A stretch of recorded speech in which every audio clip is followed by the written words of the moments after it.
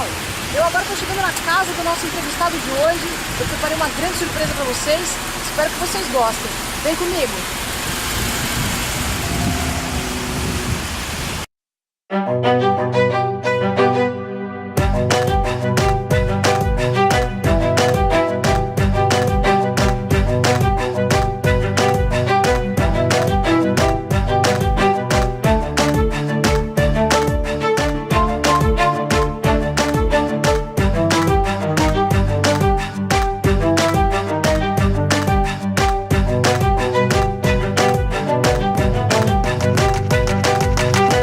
Obrigadíssimo pela oportunidade. Na verdade, para mim é um privilégio poder participar desse teu programa e poder compartilhar com os teus espectadores, com os teus leitores um pouco dessa minha experiência. Eu me defino como um deal maker.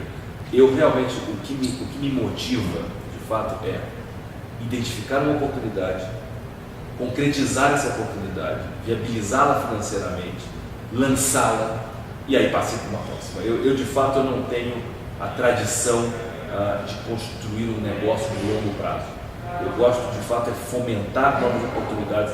Eu sou um conquistador, eu gosto da conquista, eu gosto de romper esses paradigmas, eu gosto de buscar as missões que eu mesmo me encarrego de criar para mim. Então eu acho que é um pouco isso que me define nessa categoria de empreendedor serial, de empreendedor que vai buscar realmente identificar oportunidades, realizá-las e vendê-las, e essa dinâmica é o que me motiva, é isso que me faz acordar de manhã e estar buscando uma próxima ideia. Quais foram os principais projetos que você desenvolveu? Cláudio, eu diria que o projeto mais emblemático da minha trajetória foi indiscutivelmente aquela aventura de levar a agência de modelos Elite para o Brasil. Naquele momento eu era um jovem estudante de economia, buscando uma vocação, buscando me realizar no empreendimento. Não tinha dinheiro, não falava inglês, não conhecia ninguém na indústria da moda, mas tive contato com a história extraordinária daquele empreendedor visionário que era o John Casablancas, o meu grande amigo, meu mentor, que infelizmente faleceu há 2 meses atrás, mas que me indicava uma enorme oportunidade para o mercado como o Brasil, conhecido por mulheres maravilhosas, mulheres lindas, mas que até então não tinha uma agência internacional que pudesse, de fato, desenvolver a carreira e representar aquelas modelos e oferecer a elas a oportunidade de se lançar no mundo da moda, literalmente, no mundo que eu digo, o cenário internacional de Paris, Milão, Nova York, Tóquio, naquela época, que era um grande mercado. E aquele impulso, aquela fagulha acabou se incendiando dentro de mim, e eu me lancei literalmente numa aventura, arrumei um emprego de carteiro de courier da DHL, fui a Nova York durante 10 vezes num ano, para então ter a oportunidade de chegar a Nova York, eu não tinha dinheiro para viajar, então poder fazer um pitch, fazer uma apresentação ao John Casablancas daquela oportunidade. A Elite, de certa forma, foi um precipitador, um catalisador desse processo de globalização da moda brasileira, por meio das modelos brasileiras que de certa maneira serviram como uma espécie de porta-vozes da moda brasileira nesse mundo do glamour, nesse mundo da moda.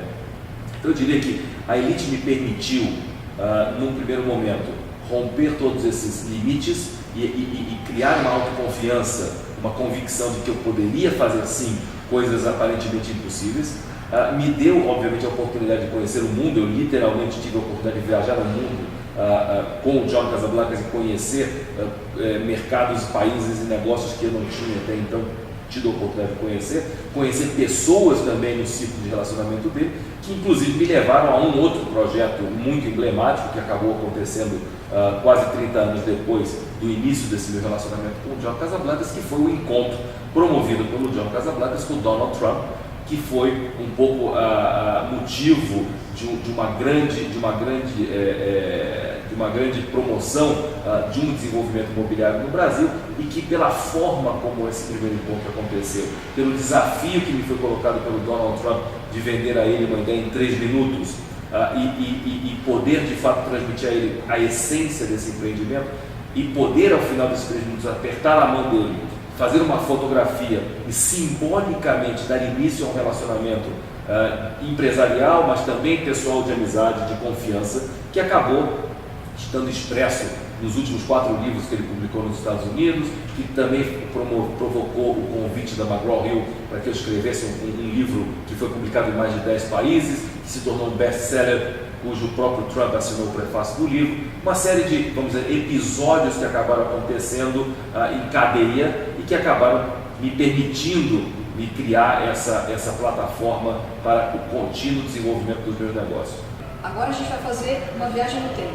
A gente vai até Nova York e a gente vai conhecer onde tudo começou, no YMCA, até a consagração do Ricardo, que foi na Trump Tower, onde ele lançou o livro dele mundialmente. E aqui, no YMCA, na Rua 47, em Nova York, eu passei muitas noites em claro, com muita ansiedade, com muita dúvida, mas com uma força, uma vontade enorme de fazer acontecer. E hoje volto aqui com muita emoção para relembrar aqueles momentos, aqueles sonhos, aquelas grandes ansiedades que eu vivi, mas que me permitiram construir a musculatura emocional para me tornar um empreendedor serial e desenvolver a habilidade de transformar sonhos impossíveis em realidade. Não dá para transmitir a emoção que foi ouvir desse homem, o homem que construiu esse prédio, que eu tinha apenas 3 minutos para vender minha ideia para ele.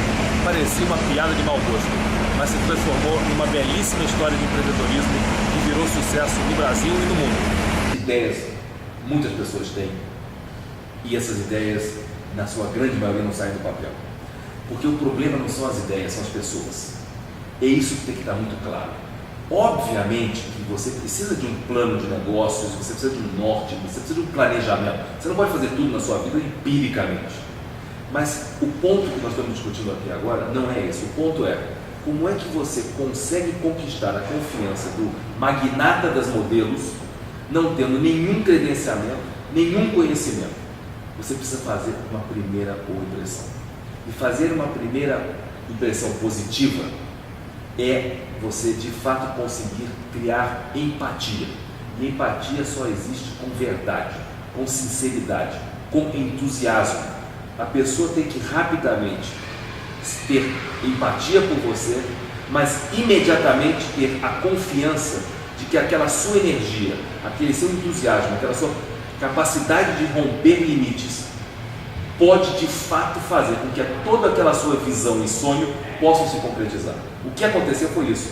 Quando ele percebeu o meu esforço de fazer toda aquela jornada, de sair do Brasil como um courier da DHL, para chegar até ele, conseguir chegar até ele, para contar uma história, e da onde veio essa história, e a percepção e a perspectiva do que poderia acontecer com aquilo, ele disse o seguinte: bom, eu não tenho nada para perder, mas com certeza esse cara, ele tem as convicções, a energia para tentar fazer acontecer. Porque um empreendedor, ele tenta de forma serial, ele fracassa de forma consistente, ele fracassa e tenta novamente.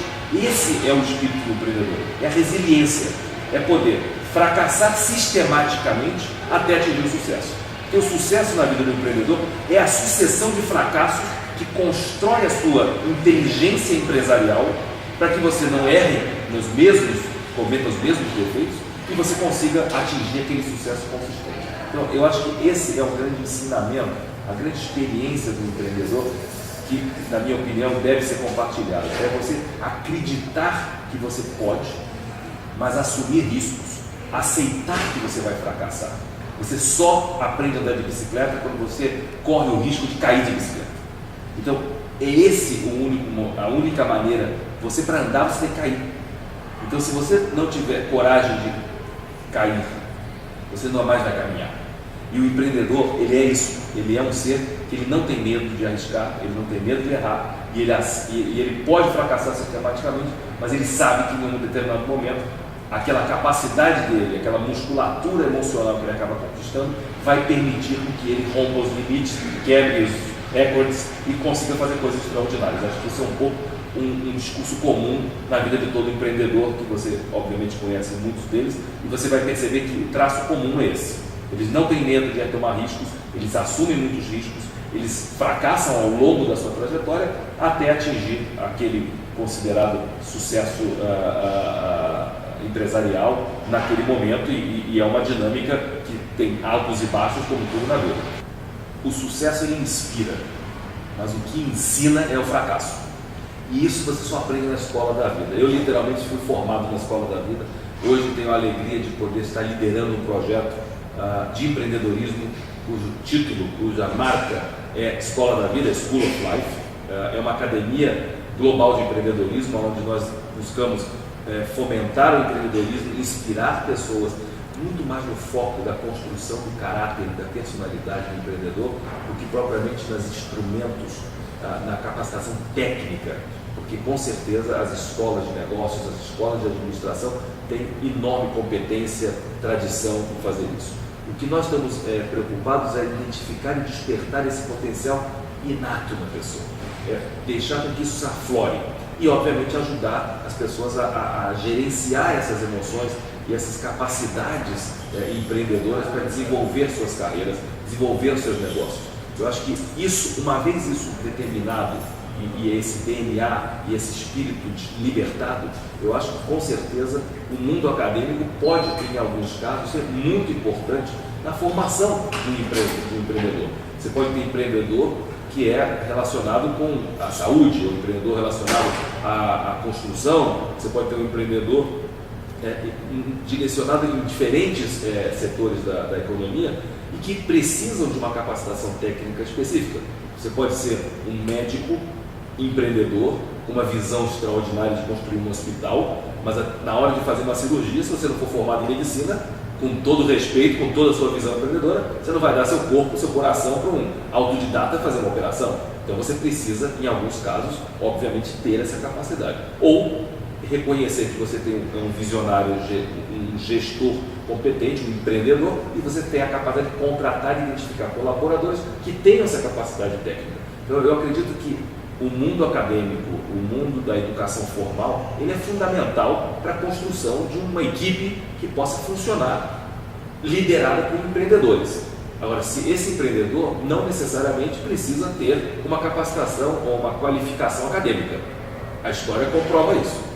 Então, com certeza, Bill Gates, que não se formou em ciência e tecnologia, não se formou em nada, ele se formou na escola da vida, deixou a universidade para criar a Microsoft. Ele não foi quem escreveu o software, ele tem engenheiros e técnicos que ajudam ele a desenvolver o projeto. Mesma coisa com Steve Jobs e tantos outros empreendedores que criaram grupos e grandes negócios da economia que nós conhecemos do mundo, que não necessariamente eram os técnicos que faziam acontecer. Você pode ser dono de uma cadeia de restaurantes, não ser necessariamente um bom cozinheiro, mas você teve uma visão de uma oportunidade para fazer.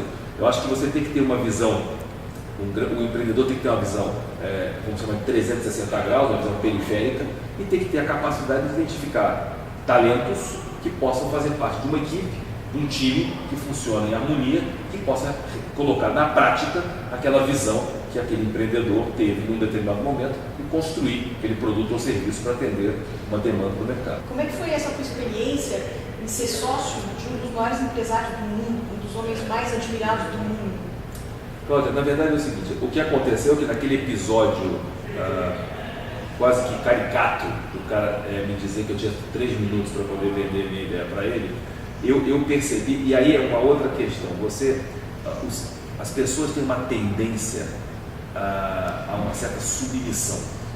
Então, às vezes o poder, ele impõe sobre as pessoas um sentimento de inferioridade. Então, as pessoas têm uma tendência ao se relacionar, ao se comunicar com alguém muito superior, economicamente, intelectualmente, ter uma atitude submissa. Uma coisa assim, realmente, de inferioridade mesmo. O ser humano, ele tem no seu íntimo muitas incertezas ou muitas inseguranças que fazem isso acontecer.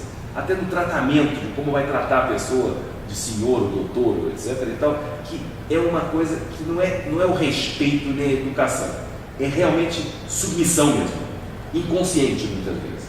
E eu, de fato, não tenho esse problema. Eu sempre acreditei que existe um equilíbrio entre as pessoas que tem a ver não com o seu bolso, mas com a sua cabeça, com a sua visão, sua capacidade de desenvolver coisas extraordinárias. Na medida que você aceita esse princípio, você se coloca no mesmo nível.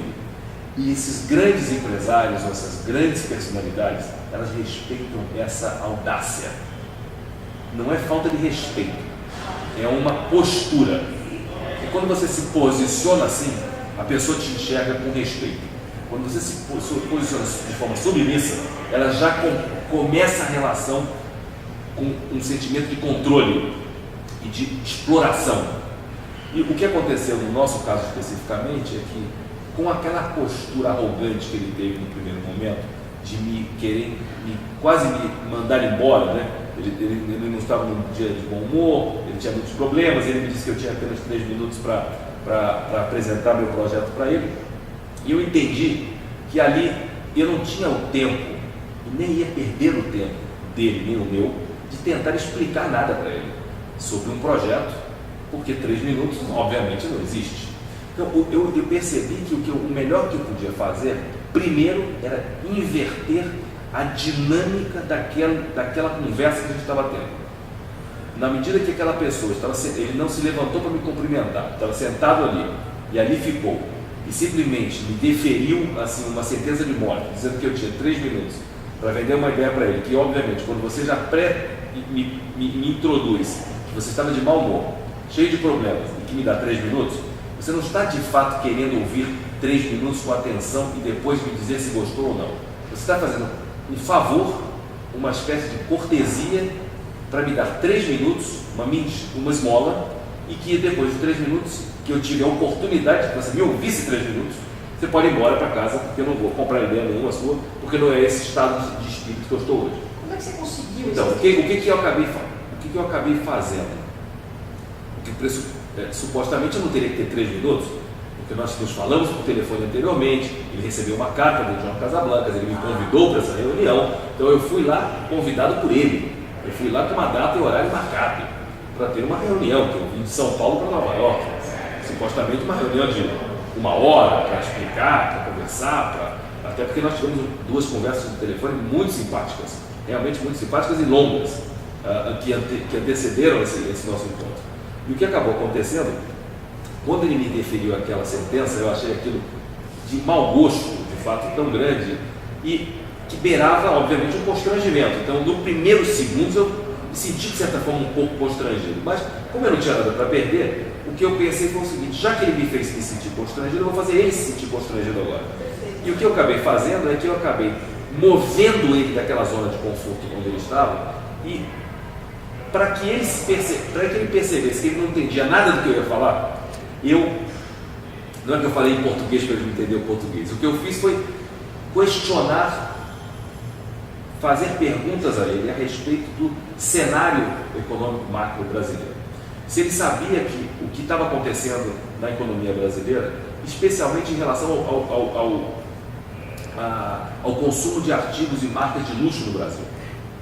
Nós começávamos naquela época, estamos falando em 2003, a economia começava a dar sinais de uma grande explosão de consumo, de uma grande explosão econômica no Brasil, e já as grandes marcas, tanto de carro como Ferraris e Porsches e marcas como, por exemplo, Louis Vuitton, e Cartier, e Montblanc, e Tiffany's, por exemplo, que em São Paulo tinha 2 lojas, quando em Nova York só tem 1 loja. E todos esses questionamentos que eu fiz a ele sobre o número de jatos privados que nós temos no Brasil, o número de helipontos no Brasil, que são iguais aos Estados Unidos, em alguns casos até superiores, os valores das taxas, quanto que se paga por uma Ferrari no Brasil e quanto se paga em Nova York, e todas aquelas questões que definiam uma indústria do luxo, um mercado com grande potencial de consumo, com grandes marcas realmente relevantes no cenário global, e eu indiquei a ele que eu acreditava que no mercado imobiliário, de fato, havia uma lacuna a ser preenchida, e que ainda não havia uma marca de luxo que pudesse apropriar desse ambiente, desse mercado de consumo, e que eu entendia que a marca Trump poderia estar, vamos dizer, alinhada às grandes marcas de luxo do mundo, como Tiffany, como Cartier, como Ferrari, como Louis Vuitton, e que eu achava que aquele era o cenário, o contexto e o momento para que a organização Trump pudesse desembarcar no Brasil por meio de um desenvolvimento imobiliário. Bom, não precisei falar mais nada, ele obviamente cancelou as reuniões que ele tinha, ficamos 1 hora em reunião, porque ele gostou daquela atitude, aquela ousadia, e não só isso, da minha capacidade de entendimento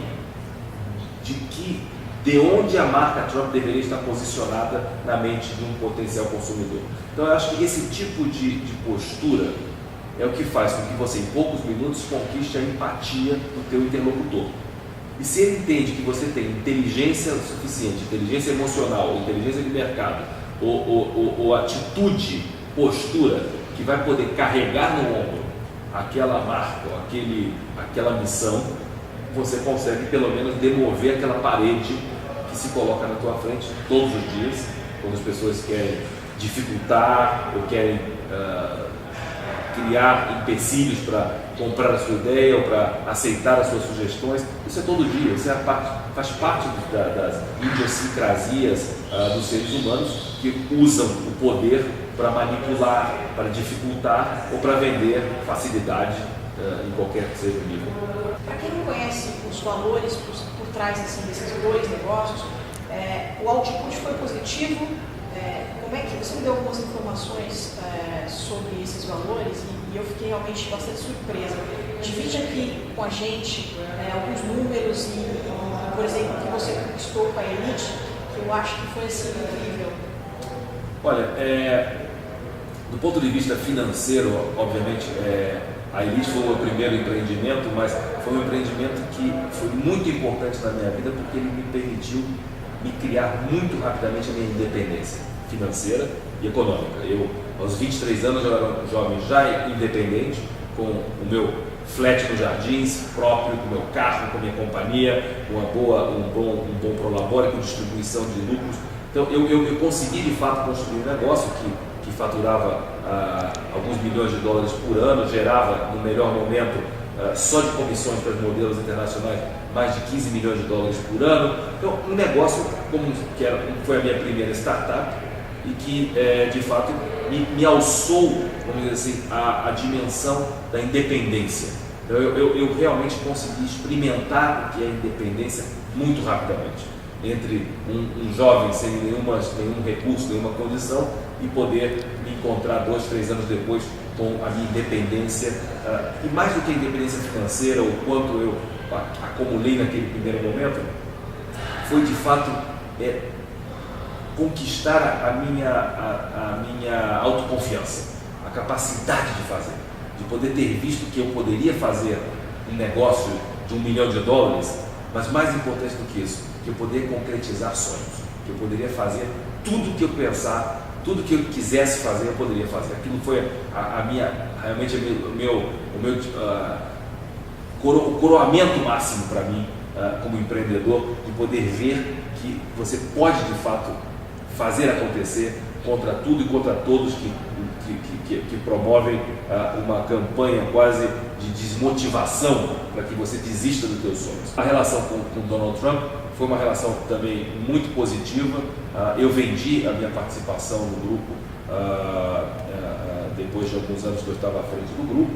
Foi uma saída também financeiramente muito importante para mim. Tive o suporte, o apoio do Banco Pactual, que nos ajudou a concretizar essa venda, fazer a estruturação da minha venda, o que obviamente me permitiu consolidar a minha independência, me permitiu antecipar, vamos chamar, a minha saída do Brasil. Eu moro nos Estados Unidos há 6 anos e estou preparando já uma próxima mudança para a Europa. Eu quero poder concluir o ciclo de 7 anos aqui nos Estados Unidos no ano que vem e poder me mudar para a Europa, onde eu terei a sede da School of Life em Barcelona, e passar os próximos 7 anos na Europa e aproveitar dessa nova experiência e desses novas oportunidades de negócio e de relacionamentos também. Então, minha vida é um pouco esse processo dinâmico de mudança, de sair da zona de conforto, de colocar um tubarão no meu tanque para que eu esteja sempre alerta e buscando novas oportunidades. Meu negócio é desenvolver projetos e negócios e ter, obviamente, uma base para poder desfrutar da minha vida. O que eu digo é o seguinte: o empreendedor ele não se aposenta nunca, mas ele tem que saber aproveitar a vida logo. Então, eu moro hoje numa ilha privada aqui em Key Biscayne maravilhosa, aonde as pessoas pensam em vir se aposentar quando elas tiverem 65 anos, 70 anos. E eu vim para cá com 40 anos. Então, é muito diferente. Eu acho que o empreendedor ele tem que ter essa inteligência. Ele tem que trabalhar, com certeza, ter a responsabilidade, aproveitar dos benefícios do recurso que ele ganha, mas ele tem que desfrutar da vida, ele tem que poder acumular, mas ao mesmo tempo desfrutar, porque eu não quero me aposentar velho e viver da acumulação de uma riqueza, de uma poupança que eu fiz, depois que eu não tenho saúde, que eu não tenho vontade de viver, que eu não tenho vontade de aproveitar. Eu acho que a gente tem que viver a vida intensamente, o máximo possível. Isso eu aprendi com o John Casablancas e coloquei essa lição de vida na prática desde muito cedo. Ele sempre me dizia: Belino, você tem que pensar como rico, mesmo que você não tenha um tostão. E eu ouço isso desde que eu tinha 22 anos, quando eu comecei a ser sócio do John Casablancas. Pense como rico. Você não precisa gastar como rico se você não tem dinheiro e fazer dívidas e se encontrar com problema. Não, mas é a atitude. Essa atitude de rico faz você ficar rico. Porque é quase uma predisposição. Agora, ficar rico não é ganhar dinheiro como objetivo principal. É consequência. É fazer as coisas bem feitas, é realizar, é empreender, é desenvolver coisas e fazer com que outras pessoas junto com você também possam se beneficiar do teu talento, do teu sucesso. No episódio de hoje, o empresário Ricardo Belino nos deu preciosas dicas sobre empreendedorismo. Você aprendeu que, para ser bem-sucedido, você vai ter que deixar de lado o medo e a preguiça. É necessário atitude e postura corretas. A inteligência emocional é primordial para o sucesso. Ideias todo mundo tem, de monte. Tem valor quem consegue tirá-las do papel e executá-las. Utilize a empatia para criar uma primeira boa impressão. O empreendedor faz tentativas de forma serial. Quando fracassa, tenta novamente. O sucesso inspira, o fracasso ensina. Se você gostou do nosso conteúdo, indique para os seus amigos, compartilhe nas redes sociais, dê um joinha e se inscreva no canal. Obrigada pela sua audiência e não perca um novo episódio na semana que vem. Até lá! Meninos, eu vim aqui bater um papo com vocês, sucesso da noite pro dia. Agora você está no táxi, no cinema, nos Estados Unidos, não como ator, como apresentador, na televisão americana, na televisão brasileira.